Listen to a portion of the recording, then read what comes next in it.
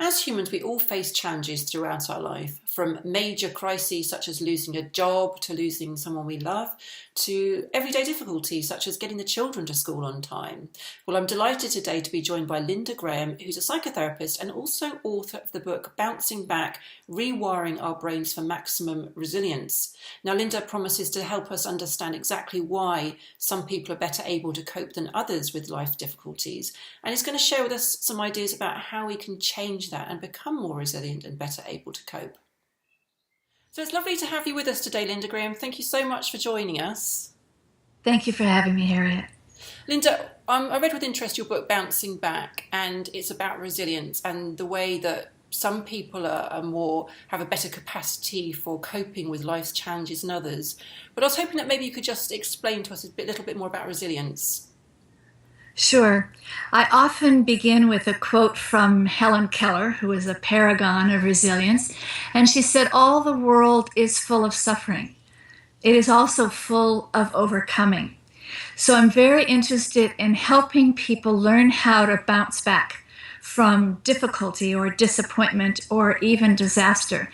And resilience simply means being able to respond to the challenges and crises of our life with some response flexibility, with being able to shift gears and perceive new choices or options and respond flexibly.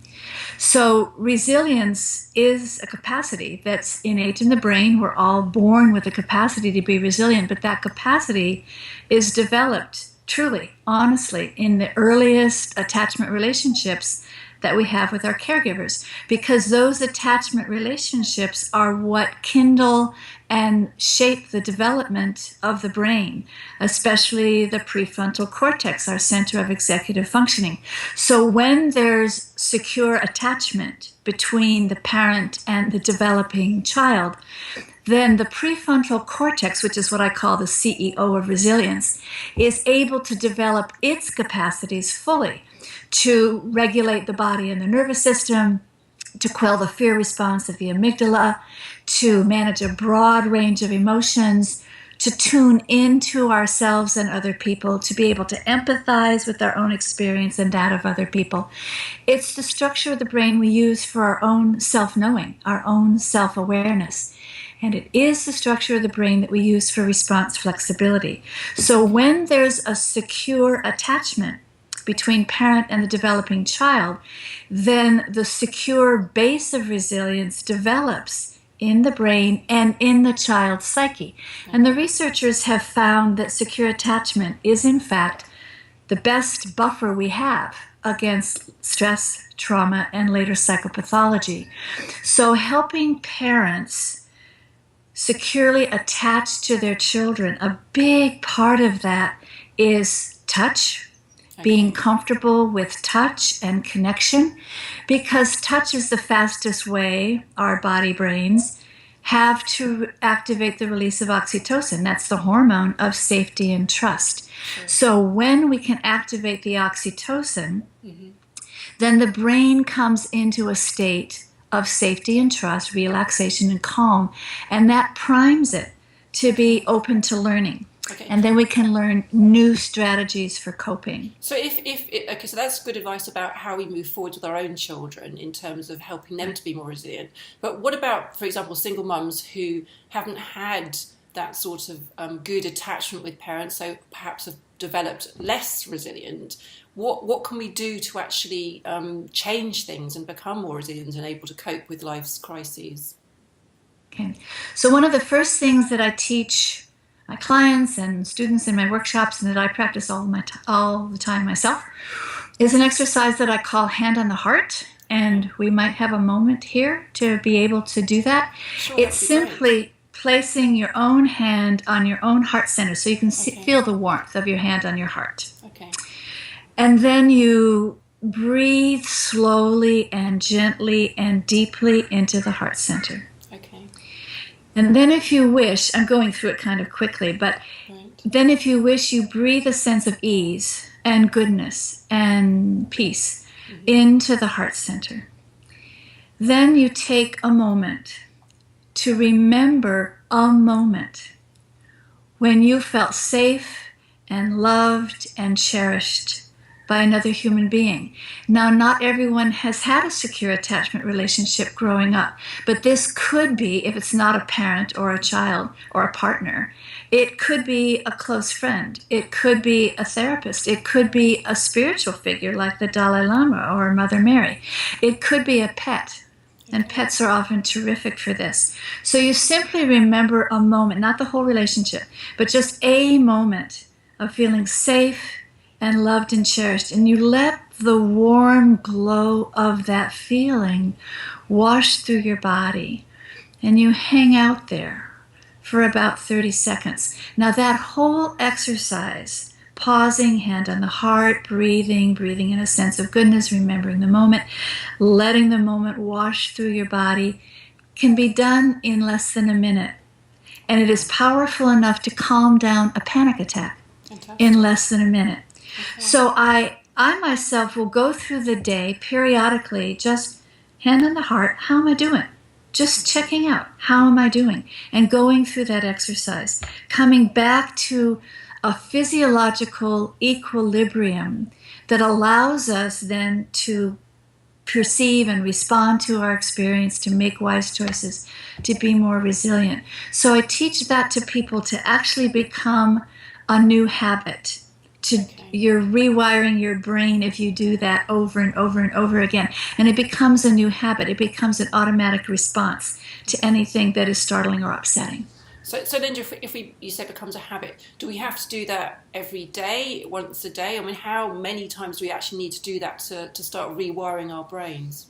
Right. So there's actually no neuroscience yet that agrees on how many times we have to do something to get it to rewire into the brain. But the brain does learn, as my colleague Paul Gilbert in the UK says, little and often. Okay. When we do something even little, 30 seconds, hand on the heart, but do it often, then that repetition is what rewires the brain. And so we want to do those practices little, but often, many times a day. Eventually, we'll notice it has become a habit. We don't have to make a conscious choice to do it anymore. It's automatically rewired. Okay. So, so we do that sort of every day, and that should help. And then, is it possible that if it's a major crisis in someone's life, though, that then the brain will automatically default to sort of earlier learned experiences instead? Right. Excellent. So yes, our higher brain, the prefrontal cortex, the center of executive functioning, is what we use most of the time to navigate our lives. But the higher brain, it's very comprehensive, but it's slow. And the automatic survival responses of the lower brain are much faster, much faster. And when we're tired, when we're stressed, when we're fatigued, when we're worried, the strength of the prefrontal cortex, it's not a muscle, but it's like the strength of it weakens, and we're more likely to go into our survival responses. We operate 80% of the time anyway out of our automatic, implicit, unconscious conditioned responses. So we're likely to go there when we're tired or fatigued. So then the next tool, which is really, really helpful, and this is from the Mindful Self-Compassion protocol developed by Kristen Neff and Christopher Germer, is when you do the hand on the heart and you pause, you slow down, you do the deep breathing, you do the remembering a moment of feeling safe and loved and cherished. Then you offer yourself the phrases. Now, this will take a minute, but you offer yourself the phrases. May I be kind to myself in this moment. I mean, no matter what's happening. May I be kind to myself in this moment. May I accept this moment exactly as it is. May I accept myself exactly as I am in this moment. That's the key. And then may I give myself all the compassion and courageous action that I need. Now, Kristen Neff developed this because her son, Rowan, is autistic. And she had many, many difficult experiences being with him in public, and what's wrong with you? Can't you manage your son? Aren't you a good parent? Etc. And so she developed those phrases. The mindful self-compassion phrases, there's a lot of research behind this, will shift the functioning of the brain instantly. In that moment, you might have to say the phrases a couple of times, but it will shift the functioning of the brain out of those automatic survival responses into a more open, big picture, larger perspective view of things. It doesn't solve the problem, but it shifts the functioning of your brain to a state where it can begin to see options, where it can begin to think again clearly. So it's a very useful practice. I think it's one of the most powerful practices we have to deal with not only fear and anger, but also with shame. And there are so many moments when we're caught embarrassed by how we're behaving or how we're responding to something. And mindful self-compassion is a very quick and powerful antidote to those feelings of shame that could take us over. That's amazing. And derail our resilience. Yeah. Oh, that's really, it's fascinating. So I think some of the take-home messages, there is hope for anyone that hasn't had those strong attachments in growing up, to be able to develop something that will help them through the future, to help them cope with crises and the embarrassing things and all those things that do happen to us as mums as we go along with our children. So it's been really useful to learn. And that was actually, I spend a lot of time in my book actually trying to give that hope to people who had less than secure attachment experiences. Yes. And as we learn how our brain works and how it changes, I go through the various mechanisms of brain change in the book. As we learn how the brain changes and how we can choose experiences, because any experience changes the brain, any experience changes neural circuitry. So when we choose the experiences actually that help rewire the brain to be more resilient and more flexible and more wholesome, then yes, we're choosing to become more secure and more resilient in our lives. And there are ways that we can do that that are safe and efficient and effective. So Linda, can you, before I let you go, can you tell people where they can get hold of your book and learn more about you? Okay, so my book is available through the publisher, New World Library. It's available in most bookstores. It's available on Amazon and Barnes & Noble. Okay. It's available in Kindle. The way I suggest people get into the book, there's besides a table of contents, there's a table of contents for exercises. Okay. And so you look up an exercise that you're interested in. And if it works for you, then you can read the neuroscience and the stories around it that explain why it's working. Right. But you just begin with something that's useful to you in the moment. Fantastic. And Linda, where can they find out more about yourself as well? Do you have a website? So my website, www.lindagraham-mft. I'm a marriage and family therapist. Okay. So lindagraham-mft.net. And on the website are archived all of my newsletters, all the resources for recovering resilience, all the audio recordings, all the articles. Everything is free and easily downloadable from the website. That's amazing. And also, Linda, we were talking about the fact that you're going to be in the UK next year as well. Perhaps you just quickly mention where you're going to be and what it's about. Yes, Confer is sponsoring a conference on resilience in London on May 20th, and I'll be one of the keynote speakers. That's fantastic. Well, thank you so much for joining us. It's been absolutely fascinating.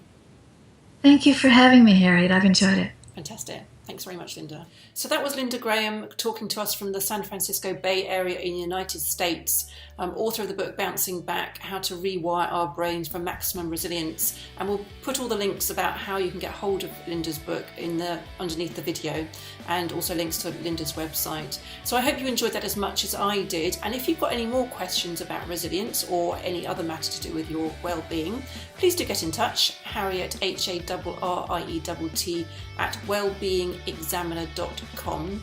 And in the meantime, please stay happy, healthy single mums.